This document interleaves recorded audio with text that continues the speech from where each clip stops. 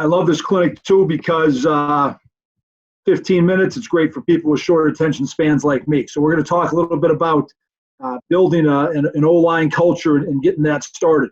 Again, even though I'm the coordinator here, again, I'm still coaching the O-line. I've coached the O-line my whole life, so that's a near and dear topic to me. Okay? One thing I think it's important with the O-line is your O-line wants an identity. Okay? Again, they're the, even at our place, in college, we still don't have 5 really good linemen. We still don't have 5 guys who are, that talented, that confident. We need to have those guys have an identity and build one.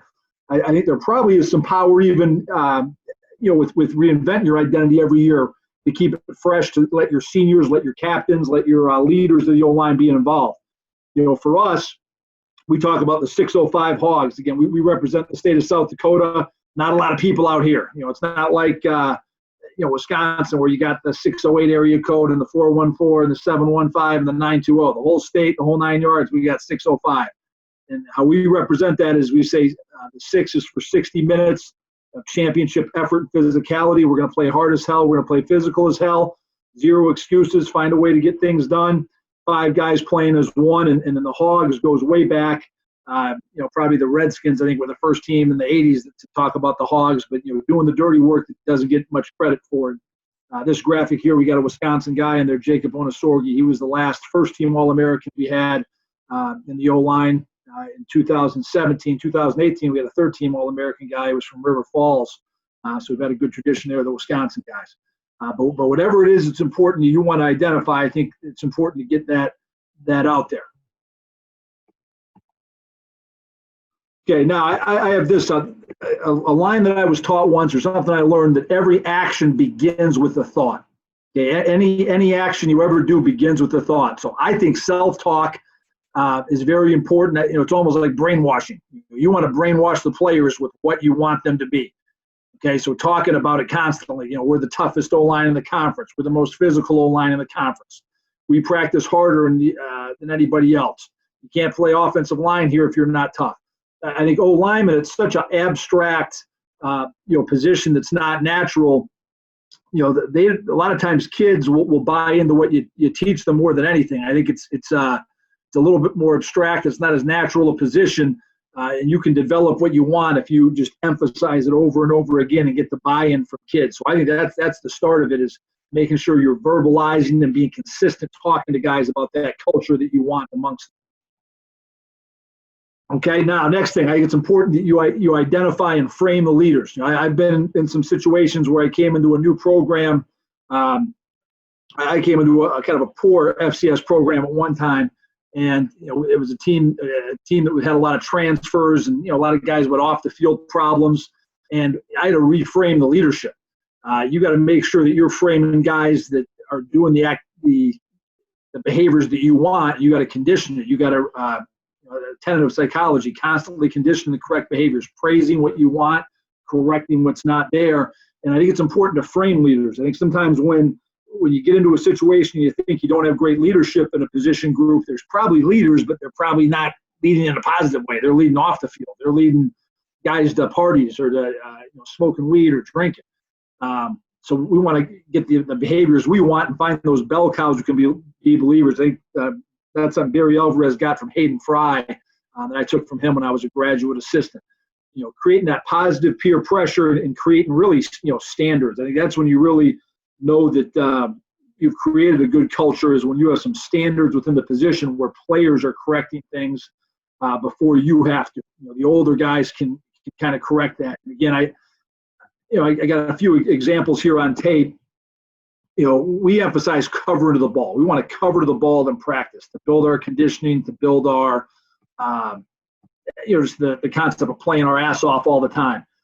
And a lot of times it doesn't, probably pay off much in games. Here's a great rep of our left tackle and our center just covering their ass down the field. They're running.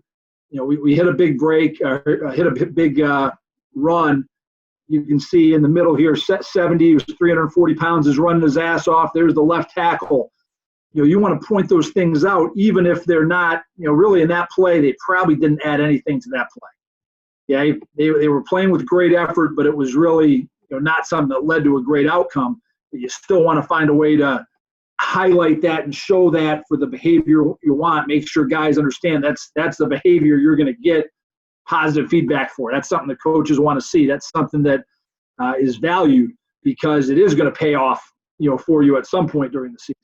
Okay, so this is the one that's all for naught, but those same tenets. This is a different game. But here we're going to pop a run, and our right tackle is doing a good job of, kind of playing hard, covering to the ball, running the power play, trying to finish his guy, get to the pile. Well, now we got a fumble. We got our right tackle doing a great job recovering a fumble, 20 yards downfield. So it's one of those things that the behavior is not always going to give you the results the first time you're doing it. But if you can instill in that, you're going to see benefit as time goes on. So I think you got to make sure you're making a point and of building that culture of what's expected, what we want, and then the guys buy into that, they repeat it.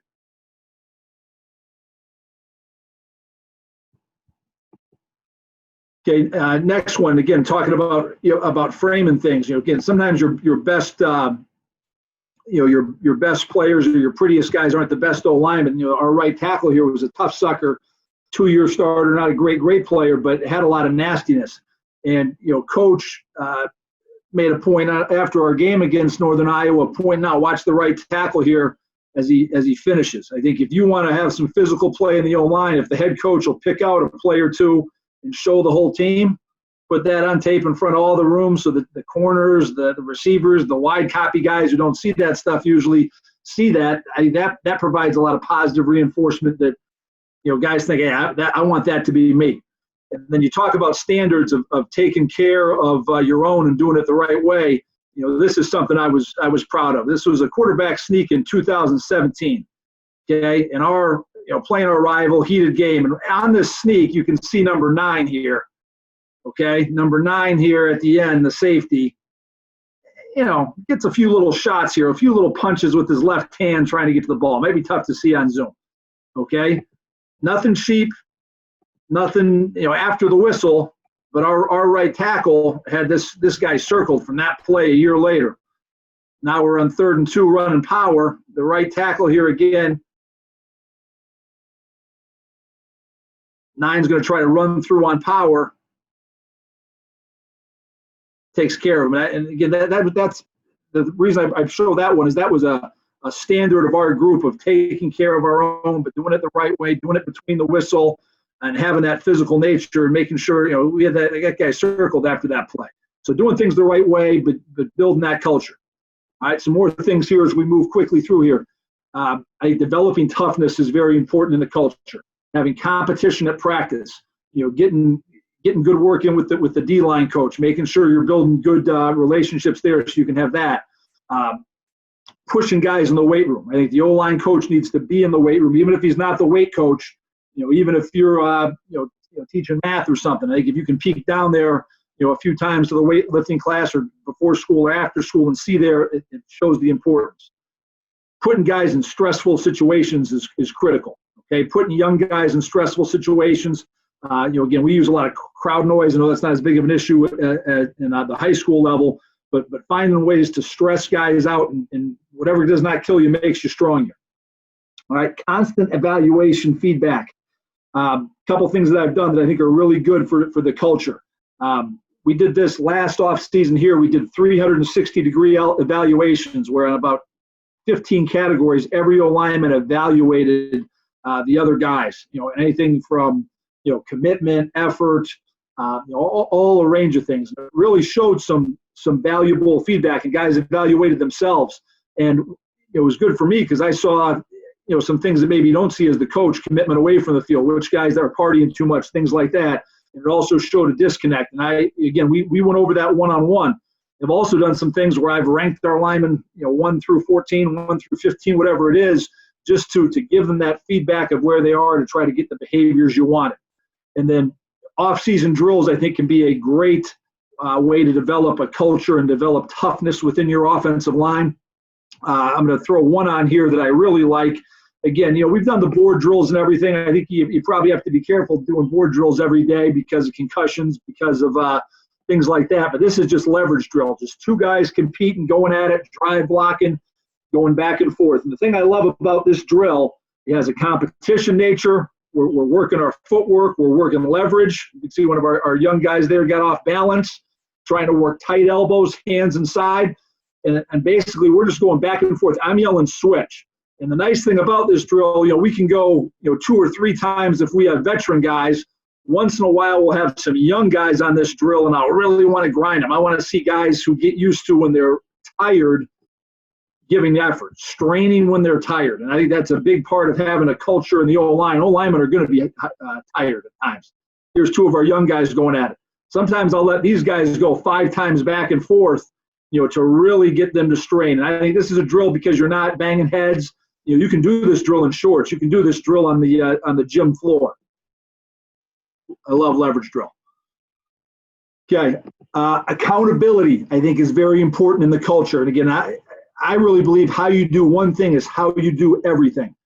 You get in habits. If you're an underachiever in the classroom, if you're an underachiever socially, you're going to be the same guy. The same guys who are getting at our level, skipping class, getting underage drinking tickets. A lot of times, those are the guys who jump offside. This year, we were tied with North Dakota State in the fourth quarter on a 3rd and 3. We had our backside tight end on a play jump offside, and on 3rd and 8, we threw an interception.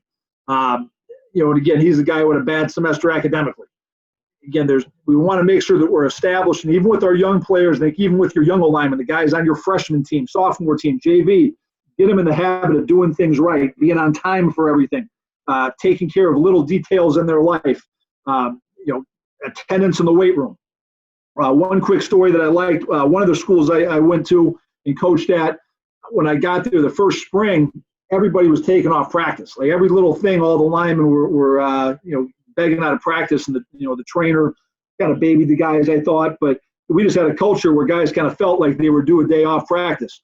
The next fall camp, I put everyone's name off the board, and the guy said, "What are we doing?" I said, "This is like Survivor. If you miss a practice, your name comes off the board."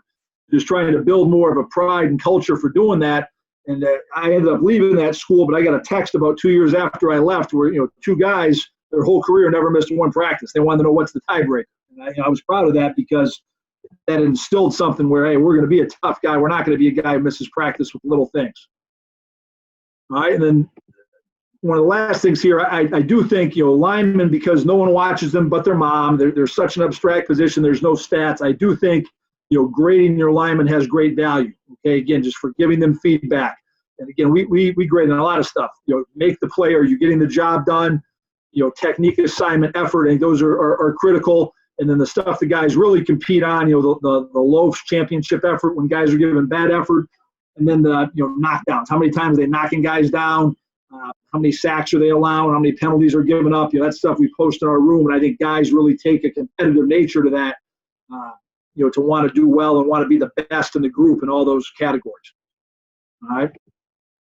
So I hustled through that pretty quick. I like this format of the short 15-minute clinics. Again, my email address is on there. So if anybody has any questions, again, obviously this is the quick version. But again, I appreciate you guys having me on. Appreciate all the great high school coaches in Wisconsin. I think we have eight young men from Wisconsin playing for us right now. A lot of coaches on our staff have Wisconsin ties. And just an honor to be with you guys today. And then, again, my other grad assistant when I was a GA at Wisconsin was Spence Nowinski. He was the defensive GA. I was the offensive GA in 2000, 2001. So kind of neat here. Here we are 20 years later talking to Wisconsin.